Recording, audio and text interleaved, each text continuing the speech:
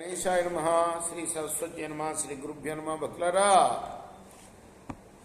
రామాయణంలో విశేషాలు చెప్పుకున్నాం. ఇందులో భాగంగా నేటి వరకు బాలకాండ పూర్తి చేసి అయోధ్యకాండను 10 భాగాలుగా చెప్పుకున్నాం. ఈ రోజున 11వ భాగాన్ని చెప్పుకుందాం. చెప్పుకునే ముందు వాల్మీకి మనిషిని ప్రార్థన చేసుకుందాం. కూజంతన్ రామ రామేతి మధుర ముద్రాక్షరం ఆరోగ్య కవిత శాఖా వందే వాల్మీకి కోకిలం. ప్రసన్నాంజనేయ స్వామి మహారాజ్ की जय. సమర్థద్గురు సాయినాథ్ మహారాజ్ की जय. దశరథ మహారాజు రాముణ్ణి పంపేసిన తర్వాత పురోహితుడైన వశిష్ఠుని పిలిపించి జరగబోయే అభిషేకాన్ని గురించి ఇలా పలికాడు. ఓ వశిష్ఠ మహర్షి, నువ్వు వెళ్ళి వ్రతం అవలంబించిన రాముని చేత సీత చేత ఈరోజు ఉపవాసం చేయించు వాళ్ళ చేత. అలానే అన్నాడు వశిష్ఠుల వారు. ఆ తర్వాత బ్రాహ్మణ యోగ్యమైన రథానికి రాముడిచే మంత్రపూర్వకంగా ఉపవాస దీక్ష చేయించడం కోసం స్వయంగా రాముడి యొక్క గృహానికి వెళ్ళాడు. ఆ మహాముని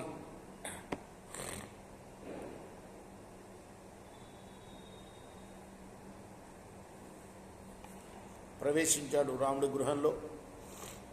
ఆ ఋషీశ్వరుని పూజించడం కోసం త్వరగా బయటకు వచ్చాడు రాముడు. రథం దగ్గరికి వెళ్ళి స్వయంగా ఆయన పట్టుకుని రథం నుండి కిందకి దింపాడు. వశిష్ఠుడు కూడా వినయవంతుడు,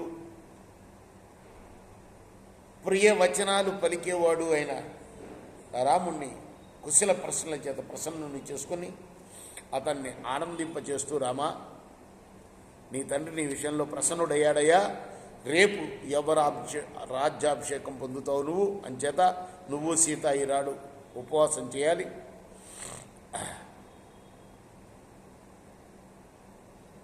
ప్రేమపూర్వకంగా రేపు ప్రాతకాలంలోనే నీకు మహారాజు రాజ్యాభిషేకం చేయబోతున్నాడు.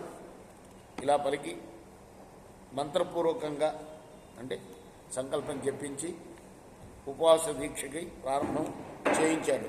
ఆ తర్వాత రాముడు వశిష్ఠుని యథోచితంగా పూజించాడు. వశిష్ఠుడు కూడా ఆ గృహం నుండి అతను రాముడి యొక్క గృహం నుండి వెళ్ళిపోయాడు. కొంతసేపు ఫ్రెండ్స్ తోటి ముచ్చటించాడు, స్నేహితులతో రాముడు. ఆ తర్వాత వాళ్ళ అనుమతి తీసుకొని అంతఃపురంలోకి వెళ్ళాడు.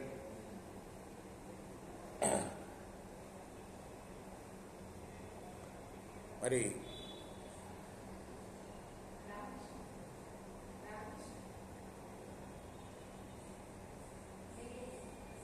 అయోధ్య నగరంలో ఉన్న రాజమార్గాలన్నీ కూడాను గుంపులుగా ఉన్న ప్రజలతో నిండిపోయాయి. అంటే అందరూ చాలా సంతోషంగా ముచ్చరించుకుంటున్నారు రాముడి యొక్క యవ్వరాజ్య పట్టాభిషేకం గురించి, రేపు జరగబోయే.